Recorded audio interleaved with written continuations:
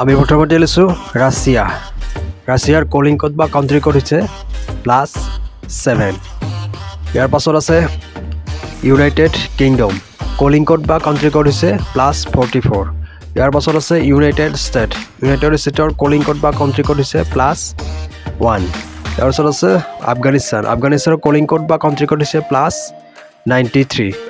ইয়াৰ পাছত আছে পাকিস্তান। পাকিস্তানৰ কলিং কোড বা কাউণ্ট্ৰি কোড হৈছে +92।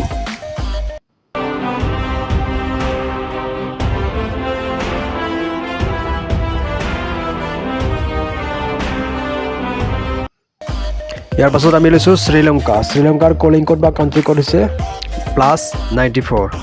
ইয়াৰ পাছত আছে বাংলাদেশ। বাংলাদেশৰ কলিং কোড বা কাউণ্ট্ৰি কোড হৈছে +880। ইয়াৰ পাছত আছে নেপাল। নেপালৰ কলিং কোড বা কাউণ্ট্ৰি কোড হৈছে 977।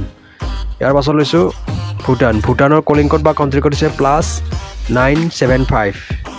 শেষত লৈছোঁ চীন। চীনৰ কলিং কোড বা কাউণ্ট্ৰি কোড হৈছে +86।